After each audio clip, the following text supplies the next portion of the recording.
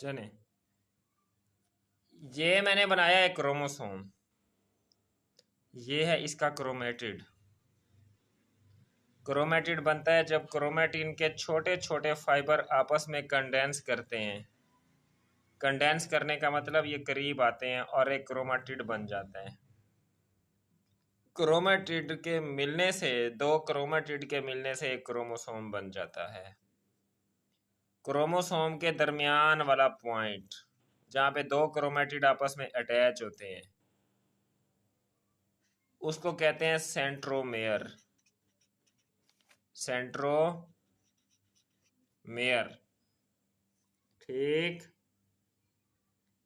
उसके बाद अब मैं आपको एक चीज बताने जा रहा हूं कि क्रोमोसोम को क्रोमोसोम्स क्यों कहते हैं। क्रोमा का मतलब है कलर, सोमा मीन्स बॉडी। ये हमारे सेल में पाई जाने वाली ऐसी बॉडीज होती हैं जिनको अगर हम स्टेन करें तो ये कलर शो करती हैं, इसलिए इनको क्रोमोसोम्स कहते हैं। क्लियर हो गया?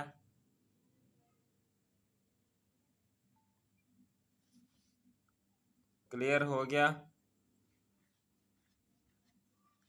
अब मैं चाह रहा हूं आगे कि क्रोमोस दो चीजें हैं। एक है हिस्टोन्स। क्या हैं? कल मैंने बात की थी कि ये बेसिक इन नेचर होती हैं। क्या होती हैं? बेसिक होती हैं। अब बताना ये चाहता हूं कि इंटेग्रिटी कैसे कायम रहती है, जीनोम किस तरह अपने एक असल शक्ल में कायम रहता है। कौन सी ऐसी चीज है जो ये 8 ऑक्टामर हिस्टोन प्रोटीन्स को डीएनए के ऊपर ऐसे लपेटे रखती है। अब मैं आंसर करने जा रहा हूं, सब नोट करें, ठीक है? लिखें, histones are alkaline in nature. क्या? अल्कलाइन यानी बेसिक होती हैं, जबकि डीएनए जो है वो है डी ऑक्सी राइबोन्यूक्लिक एसिड। ये एसिड है। ये क्या है? एसिड है। एसिड के ऊपर होता है नेगेटिव चार्ज, बेस के ऊपर होता है पॉजिटिव चार्ज। अब यही पॉजिटिव और नेगेटिव चार्ज इन दोनों को आपस में पकड़े और जोड़े रखता है और जीनोम की इंटेग्रिटी कायम रहती है। कितने ऐसे लोग हैं जिनको ये पॉइंट क्लियर नहीं था और अब क्लियर है?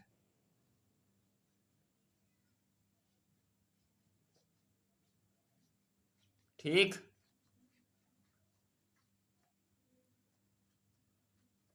चले, अब मैं आगे बता दूं कि क्रोमोसोम्स जो हैं, ऐसी कौन सी डाई है जो क्रोमोसोम्स को स्टेन करके कलर दे देती है। उसका नाम लिखें, एसीटोकार्मीन।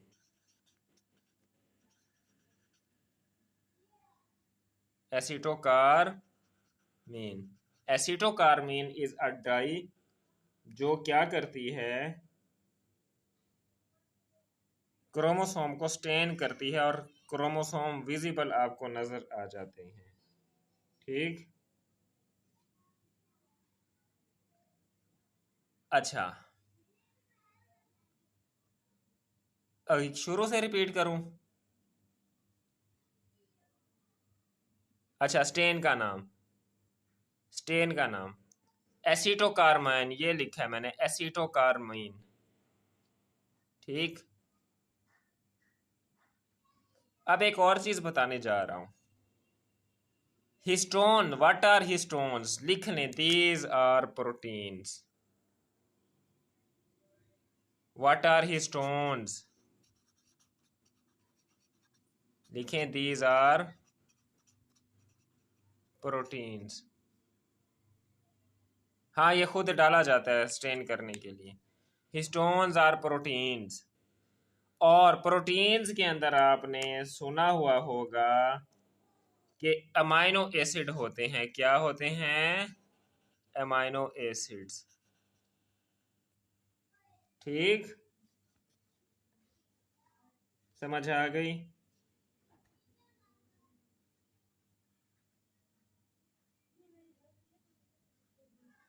और ये जो इनके ऊपर बेसिक नेचर है, ये इनके अंदर पाए जाने वाले अमाइनो एसिड कंपोजिशन पे डिपेंड कर रही होती है।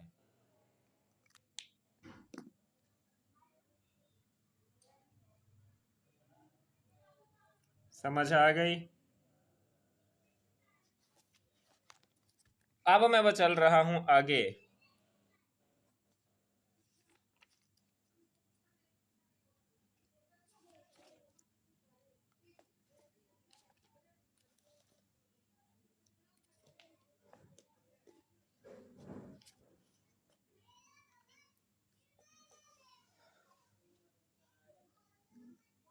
अब मैं आपको आगे बता रहा हूं एक और चीज।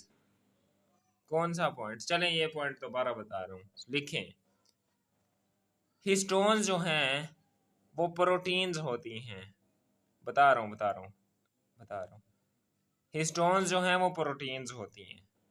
और प्रोटीन्स आपको पता है कि ऐसे कंपाउंड्स होते हैं जिनके अंदर एक कार्बोक्सिलिक फंक्शनल ग्रुप हो, एक अमाइनो ग्रुप फंक्शनल हो। तो अमाइनो ग्रुप ऐसे कंपाउंड्स में पाया जाता है जो अमाइनो एसिड्स होते हैं, जो बिल्डिंग ब्लॉक ऑफ प्रोटीन होते हैं। यानी एक अमाइनो एसिड दूसरा, तीसरा, चौथा, पांचवा मिलके प्रोटीन बनाते हैं। जैसे आपका घर जो है वो ईंटों पे बना हुआ है ना, आपका घर पॉलीमर है ईंटों का, और अगर एक एक ईंट निकालना शुरू कर दें तो वो आपके घर का मोनोमर है। इसी तरह यूं समझ लें, ये अमाइनो एसिड ये आपस में मिलके ये एक प्रोटीन का स्ट्रक्चर बनाते हैं। अब क्लियर हुआ?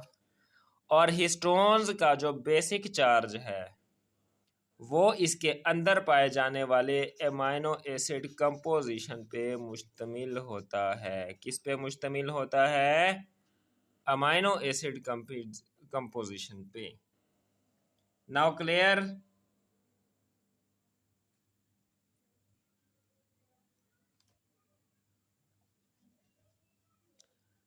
क्रोमोसोम के ऊपर इसके सेंट्रोमेयर पे इस तरह एक प्रोटीन लगी होती है जिसको कहते हैं काइनेटोकोर।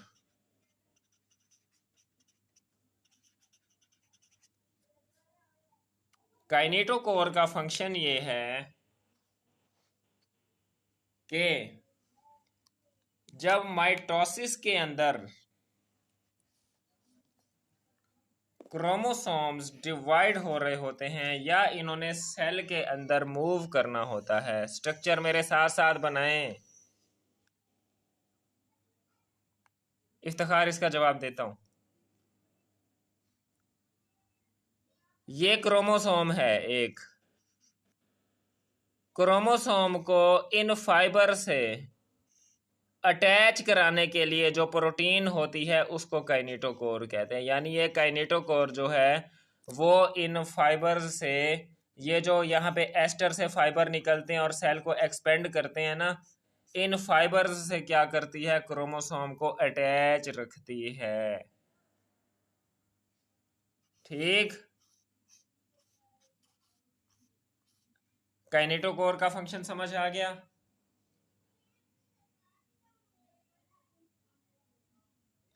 अब इफ्तिखार का सवाल,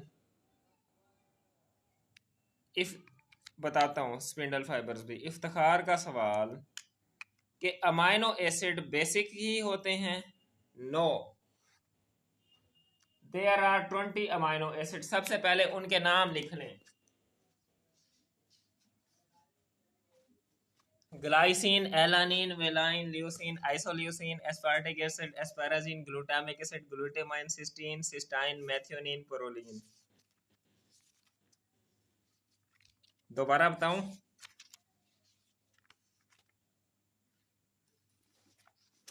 ये कंसेप्ट भी आज क्लियर कर लें सब लोग। Glycine, alanine, valine, leucine, isoleucine, serine, threonine, tyrosine. ठीक है, उसके बाद cysteine, cystine, methionine, aspartic acid, asparagine, glutamic acid, glutamine, lysine, arginine, histidine, phenylalanine, tyrosine, tryptophan. एक अमाइनो एसिड का नाम मुझे भूल गया क्योंकि मैंने रट्टा मारा हुआ है। ठीक है, अब सवाल ये है कि अमाइनो एसिड की नेचर कैसी होती है, सब लोग नोट करते जाएं बच्चों। कुछ अमाइनो एसिड ऐसे होते हैं जो एरोमेटिक होते हैं। क्या होते हैं? एरोमेटिक। एरोमेटिक कंपाउंड्स ऐसे होते हैं जिनके अंदर बेंजीन रिंग पाया जाए। क्या हो? बेंजीन रिंग पाया जाए। ये बेंजीन रिंग,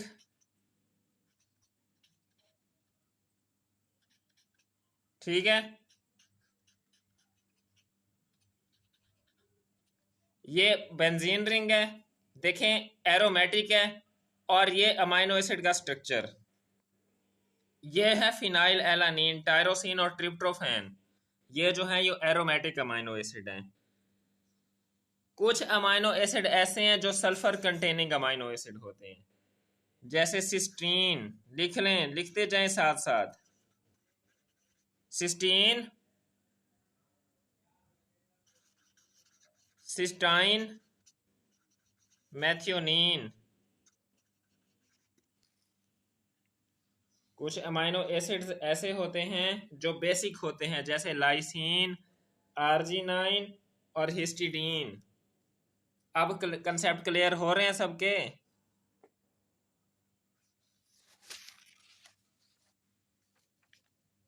क्लियर हो रहे हैं सबको? कुछ अमाइनो एसिड ऐसे होते हैं जिनके अंदर बेसिक चार्ज होता है, जैसे लाइसिन, आर्जिनाइन और हिस्टिडीन। लाइसिन, आर्जिनाइन और हिस्टिडीन। कुछ के अंदर सल्फर होता है, यानी सल्फर कंटेनिंग अमाइनो एसिड, जैसे सिस्टीन, सिस्टाइन, मैथियोनिन। ठीक, यानी अमाइनो एसिड की नेचर जो है वो उनके फंक्शनल ग्रुप पे डिपेंड कर रही होती है, इसलिए अमाइनो एसिड जो हैं वो डिफरेंट इन नेचर होते हैं। ठीक है जी, बिल्कुल ठीक है।